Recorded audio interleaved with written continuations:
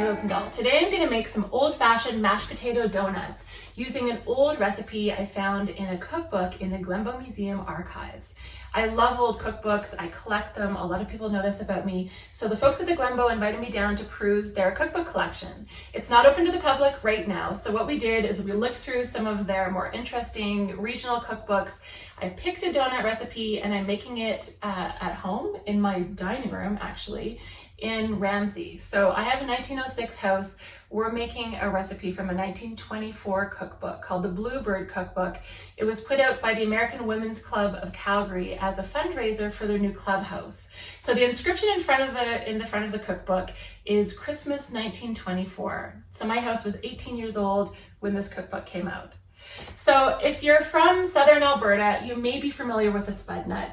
Of course, mashed potatoes were often left over and utilized in breads in different recipes to try and use them up, and donuts were a common way for people to use up leftover mashed potatoes. So Spudnuts are very big in southern Alberta, in Lethbridge especially, where they've been made and sold since about the 50s. So these are essentially Spudnuts, and this is not a yeast-raised recipe. This is a baking powder and baking soda leavened recipe, so it's more of a cake donut. It's faster, you don't have to wait for the dough to rise. I did pull out some of my older cookbooks because there are similar recipes in all these sort of 100-year-old cookbooks. My Galt cookbook, I think this is my oldest cookbook. The Galt cookbook from Galt, Ontario, which is now the area that's now called Cambridge, is dated 1898. So they've got a similar donut recipe in this cookbook. So before the 1900s, recipes were often written without separating the ingredient list and the instructions. It was just sort of all one paragraph with the ingredients sort of listed in the method. And often the method is very, very vague. It's not uncommon to see 4, 5, 6 recipes on one page. So the recipe that I'm working with for donuts, the ingredients are separated from the method, which is a technique that started around the early 1900s. So it calls for a cup of sugar and a cup of sour cream. The one thing that hadn't been done yet is the ingredients are not listed in the order that they're used in the recipe, which is sort of the traditional style now. So you kind of have to jump around and find the ingredients as you go through the method. So this recipe calls for a cup of sugar and a tablespoon of butter. Then you add your 2 eggs and your cold mashed potatoes. When I'm baking with mashed potatoes, I use floury potatoes like a russet potato and just mash them without adding too much, milk and butter. You don't want garlic or anything in there if you're gonna bake with them. 2 eggs and a cup of cold leftover mashed potatoes. You could do sweet potatoes, and you get sweet potato donuts. Sweet potatoes are a little bit wetter, so you might need a little bit more flour. Add the sour cream, into which has been dissolved 1 teaspoon of soda. The other thing that you see often in old recipes are measurements by the teacup. By butter the size of an egg was common in my grandma's old recipes, and that's because it wasn't until the 1900s that standardized kitchen measures were introduced. So we've got a teaspoon of baking soda dissolved into the sour cream. So I'll just stir that in and then add it to the egg and mashed potato mixture. So the baking soda will react to the acidity of the sour cream. Okay, and then need a pinch of salt at some point. Mix in vanilla, nutmeg, flour, and baking powder. And the salt is in the ingredients, but not in the directions. So I'm gonna add a little pinch of salt just to keep it from tasting flat. And a little bit of vanilla. I happen to have vanilla powder, so I'm just gonna use a little bit of that because I'm almost out of my other vanilla. Just a couple drops, it says. And a little bit of nutmeg, which is also common for fritters and donuts. There are a lot of a lot of fried dough things in old cookbooks, which I love. So if you haven't seen nutmeg before, it's like a little nut that you finely grate. You can get it pre-grated, but it's much more intensely flavored if you just grate it yourself. Just using a microplane. Grate a little bit in there.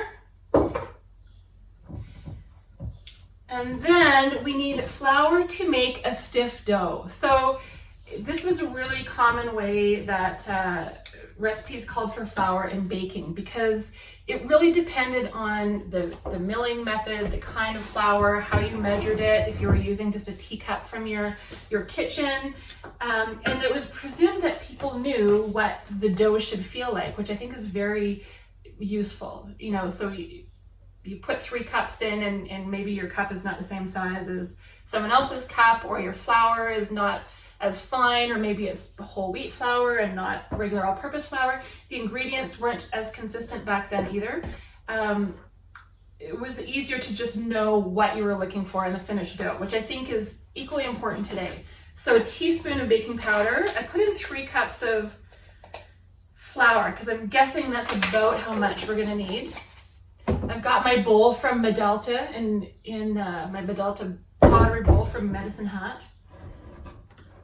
Okay, so we're gonna make this a dough that you can roll out or pat out and cut into donuts. I should maybe have used a larger bowl, but I wanted you to be able to see.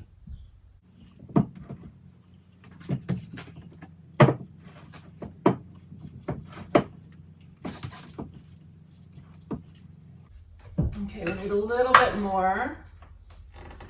Maybe a half cup, so maybe 3.5 cups. If you let it sit for a few minutes, the flour will absorb some of that moisture in the dough and kind of thicken up a bit. So if you think you're close, you don't want to add too much flour because that'll make them a bit heavier.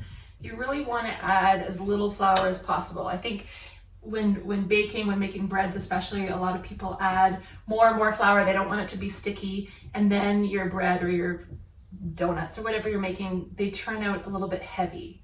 So this, I can handle it. I don't need to knead it. You don't want to knead it because it's you want them to be tender like a biscuit or a scone. And since they don't have much fat in them, the fat inhibits the gluten formation, so we don't want to overwork this.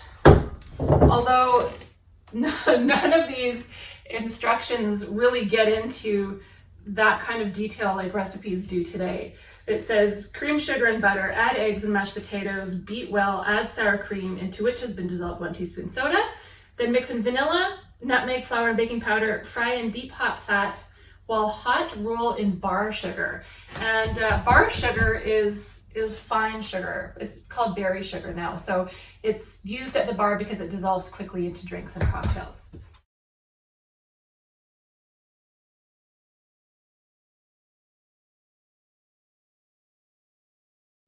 Okay, so this is workable. It's a little bit sticky down there, so I got a little bit of flour. So I'm going to roll it out. I've also got my old rolling pin. You could just pat it out, and that's just fine, and cut it into donut shapes, or even in balls if you want to make like timbits, donut holes, which you'll have anyway. Whoops, a little bit sticky in that corner, but that's okay. I'd rather err on the side of stickiness. And if you want to dip your cutter, just a donut cutter, in flour, that will help too. So there we go. We got some donuts, we got some holes. If you don't have a donut cutter, you can use an open can or just a cookie cutter, biscuit cutter, and a smaller one in the middle if you want to cut a hole. Sometimes I use the tip of an icing bag, just sort of a little round hole, or you could just use your fingers. Get them a little bit floury if they're sticky, and make a hole in the middle.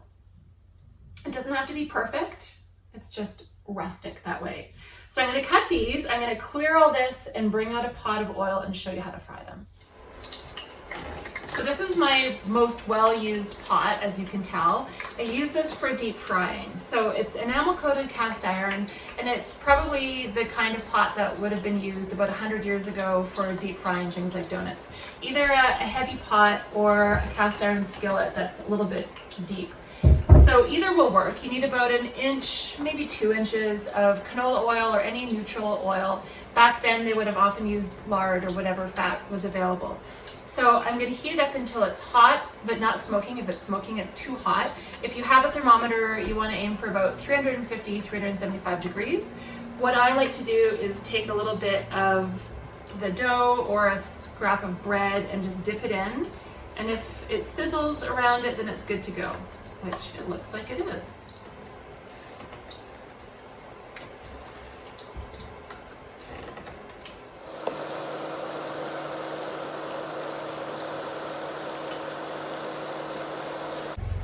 Flip them around as they turn golden. They'll start to expand and crack. And when they're nice, deep golden, you can spoon them out to a paper towel lined plate or a skillet to drain.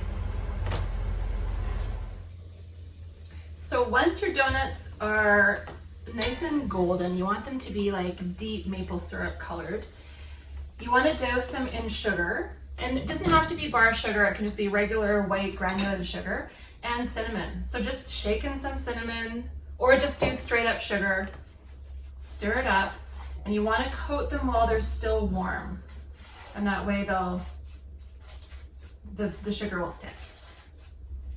Look at that. Oh, that one's still hot.